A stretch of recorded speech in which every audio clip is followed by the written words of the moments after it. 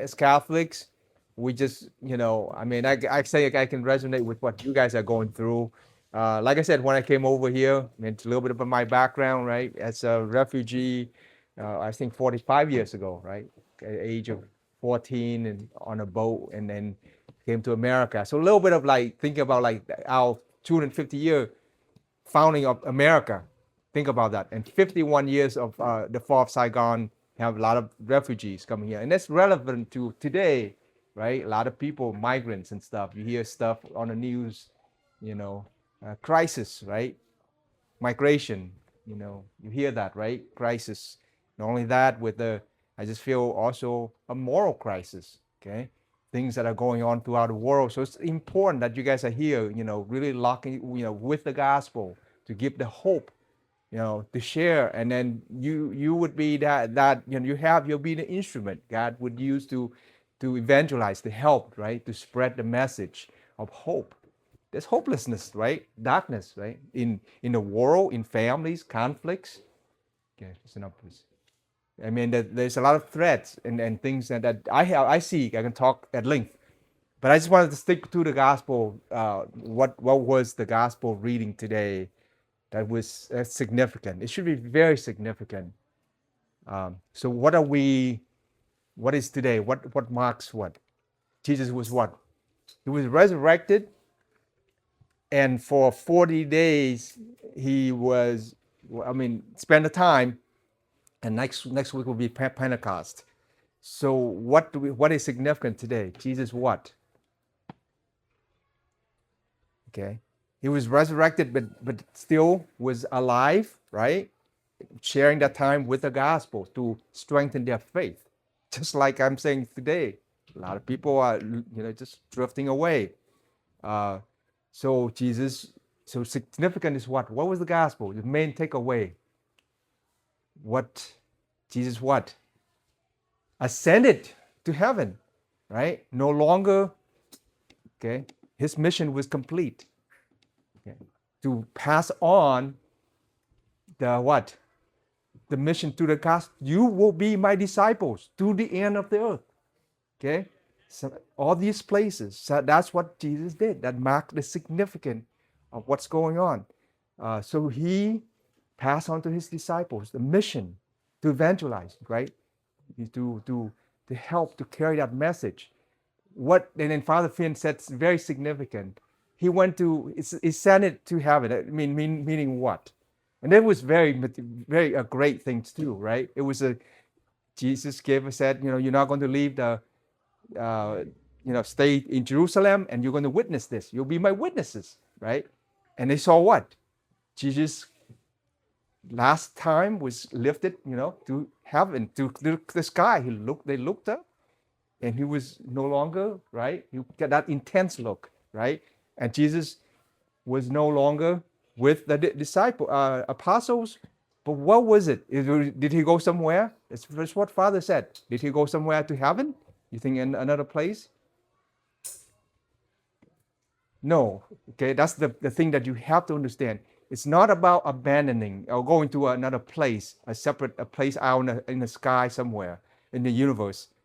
But he transformed, right? He's no longer that visible human being. Because Jesus what?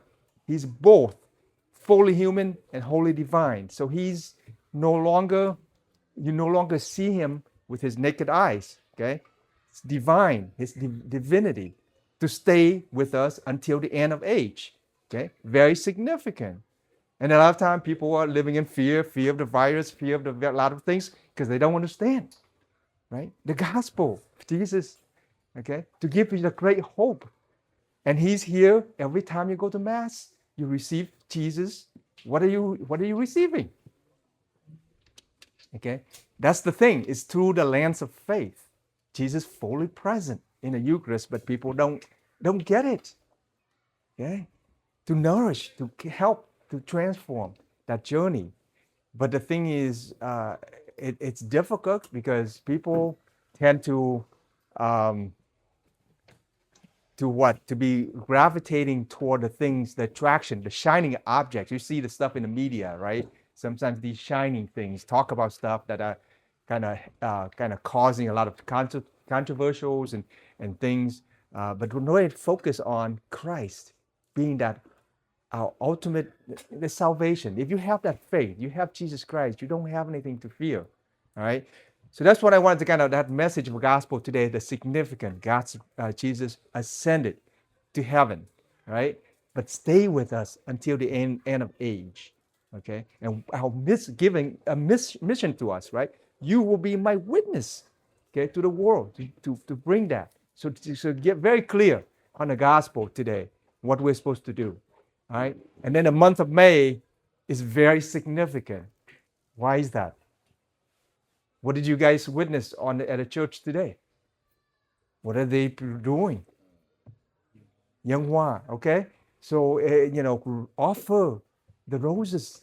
A lot of time, okay, well, it's beautiful. A lot of time, it's not just the outside, how well you dance and all that. Charisma, it does that, but it helps you to pray, to offer. And that's one thing that's I think Father concluded with the thing saying what? You have Mary, our Blessed Mother. You're never going to be led astray, right? To heaven. She's our mentor, our protector, to help us, our mother, right? To guide us when we're lost. And there's people who are lost.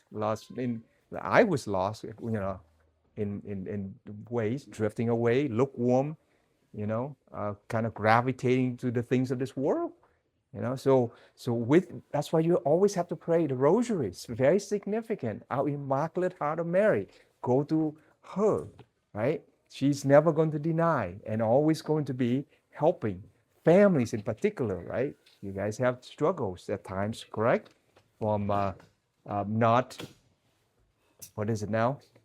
Struggles with, things in families, right? I mean, whatever that is in schools and things, pressure from, in trying to conform to things. And maybe sometimes it's to fit in to the culture, and it's very difficult, right? A culture that sometimes defiance of God's natural law, not wanting to promote that sacredness of marriage and sanctity of life, okay? Kind of going against that. Sometimes you have to go like swim upstream, right?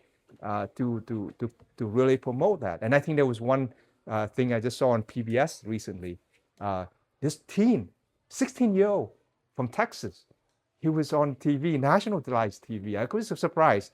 I guess a lot of time they had people going to different places. I think in Texas in particular, you have people, like there's confusion, right? With different religions. Islam, for example, they try to promote the Sharia law and things and talk about that. I think this guy was speaking up, and he said to the congressman, he was more, this congressman was promoting more of a secular rule, secular society. You got to kind of like trying to accommodate, trying to not, what is it now, say things that other people might be offended, kind of things. So he was kind of like politically correct in terms of what he's teaching. But this guy, this teen, he was speaking up. This is how this country was founded. He got it down. Okay, the Constitution, all the things that spoke about God was mentioned. Okay, in the gospel, how this country was founded, the 13 colonies, right? And the founders of this country, they really had in mind. I mean, all that thing was speaking out about really how we are founded as a Christian nation, right? And that's why I think it sets us apart from a lot of countries in the world, right? So I just want to end with that, just to say that we have that mission, right? That mission to evangelize, right? Jesus said that, went to heaven, but I'm not going to be leaving you orphaned, abandoned. Be with us until the end of age. But we have to understand that mission is very critical, right? Especially in the time of this world, where sometimes it's a lot of conflicting stories. So we got to be focused, laser focused, right? Have a correct moral compass, right? Pointing us due north to our Christ, okay? So that's what we have to do, to be light to the world, salt of the earth, okay? And then